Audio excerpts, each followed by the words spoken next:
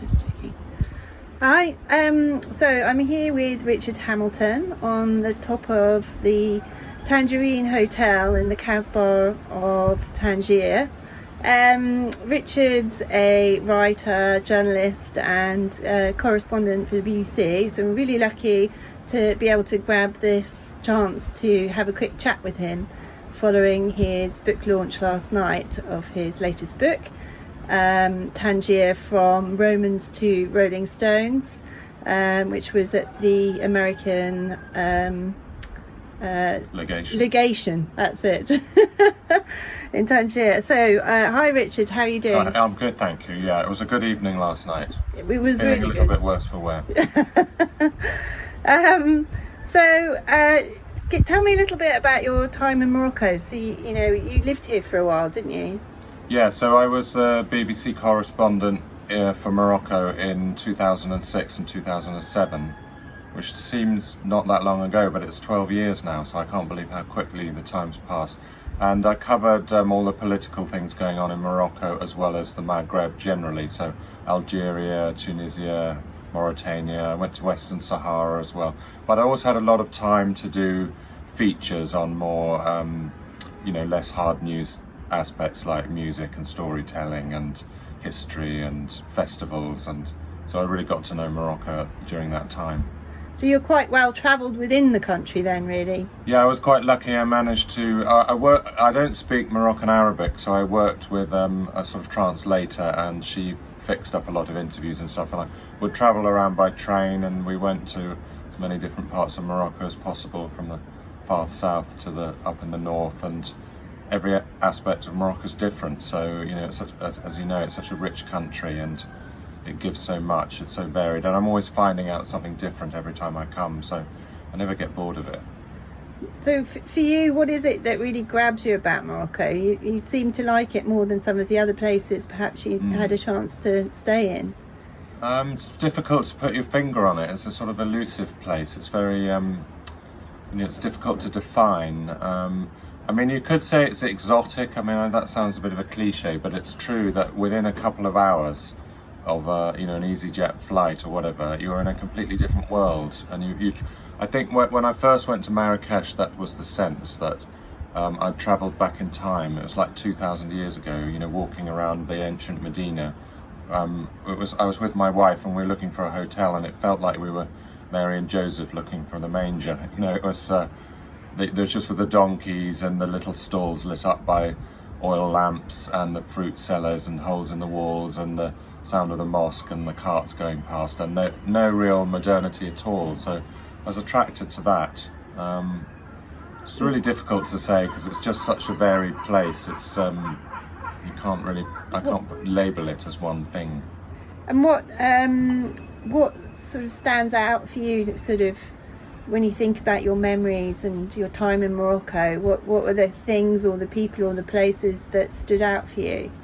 Well, lots of places. I don't know how long you've got, but for example, I wrote this book about storytelling. It's called The Last Storytellers, and I read some of those ancient Moroccan stories in the desert down near Mohammed, south of Ouarzazate. So it was a yoga retreat, which was quite bizarre, but it was wonderful. It's sort of glamping in the dunes. And so my job, which wasn't very hard, was to read stories at night.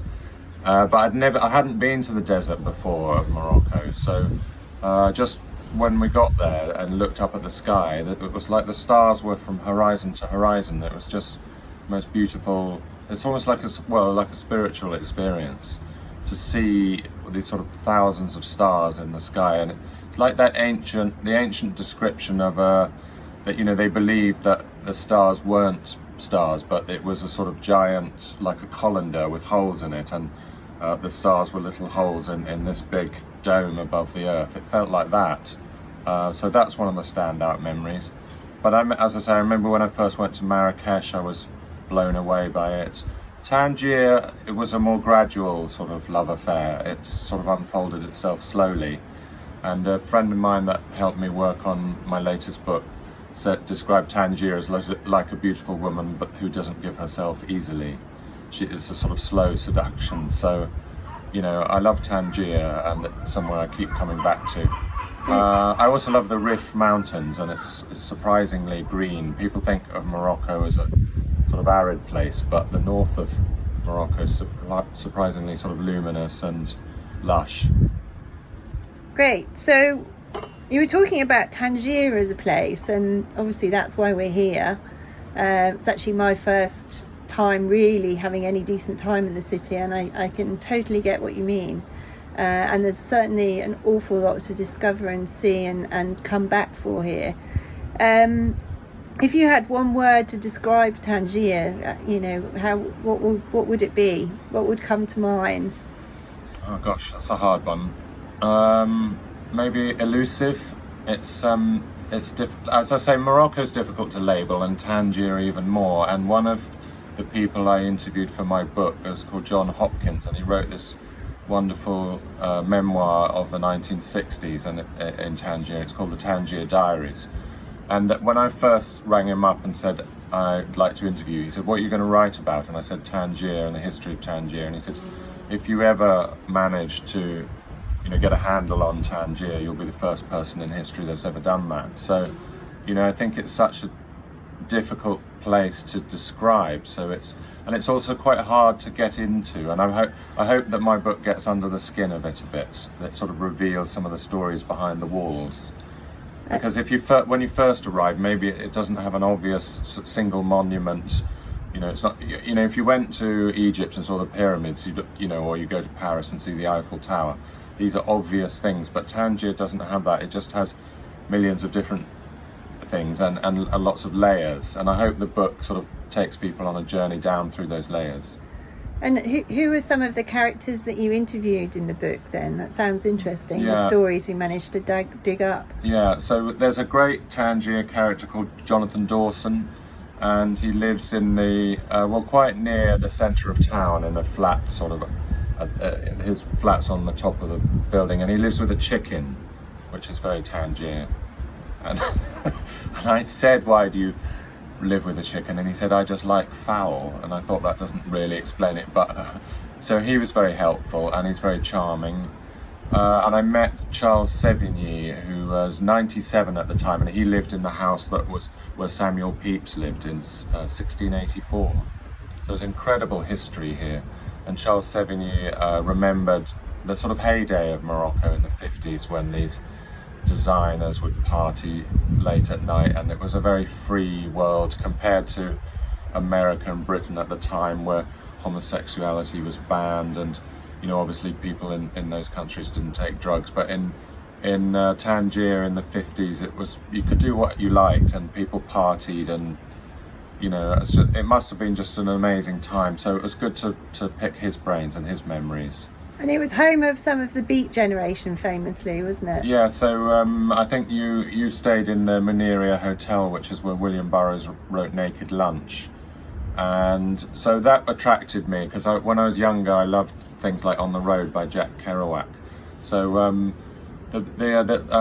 William Burroughs, he was inspired by Paul Bowles, who wrote The Sheltering Sky, and then William Burroughs wrote Naked Lunch. So it's amazing, really, that two of the most important and greatest works of American literature of the 20th century were both written in the same town. So that's incredible, really, that this sort of seedy seaport, of some people have described it, could produce these great works of literature within a few years of each other. So it's very inspiring, and also the light is amazing here. I don't know if you were thinking of coming on to that, but artists have come here for centuries because the light bounces off the Mediterranean and the Atlantic, so you have a very special quality to the light, and this is quite rare. You get it in Cornwall, in St Ives, for some reason, because you've got the Channel and I think the Irish Sea, if my geography is correct, and there's a place in Denmark called Skagen where there's two seas. So if you have a sort of promontory and light bouncing off two seas, you get very clear, sharp light. And so people like Henri Matisse came here, and Delacroix and Francis Bacon, and artists still come here. So it's a very bohemian place. And then of course the musicians came here as well, and that's a whole other story. People like the Rolling Stones, they sort of discovered traditional Moroccan music, and then they mixed it into their own. And this was Brian Jones of the Rolling Stones did this, but decades before, people talked about world music and things like that, before people like Peter Gabriel and Youssou N'Dour, and sort of world music's a bit of a cliche, but in the 1960s this was very avant-garde to do this, to take Moroccan drums and mix it in with rhythm and blues and produce completely new sounds. So I think Tangier is just a very inspiring place, and it continues to inspire me. And it seems to be undergoing some kind of revival at the moment. What do you think is driving that? So there's a historical reason for that. In the 1950s, there was a rebellion in the north of Morocco against the king. And then King Hassan, who was the previous king, he basically deprived the north and Tangier of any investment. So from sort of the 1960s up until about the year 2000, Tangier just declined, and there was an era of stagnation. And then when King Mohammed VI came to the throne, the current king, in 1999, he one of the first things he did was he came here, and he sort of said, he embraced Tangier again in the north, and encouraged investment. So it's very exciting at the moment. I mean, there's pretty full-scale development, and some of the older generation are worried about what that will do, that it's too much. But so there's a new port, there's a new cargo port, there's a new luxury marina, there's an awful lot going on. There's new bars and hotels, there's a brand new train station that links this super fast train that's going to go all the way from Tangier to Marrakesh in a few hours. At the moment you can go to Casablanca in under 2 hours. So there's as you say, there's a real revival. There's a lot of investment. There's a lot of money from the Gulf coming in, a lot of new hotels, but also smaller boutique hotels as well. So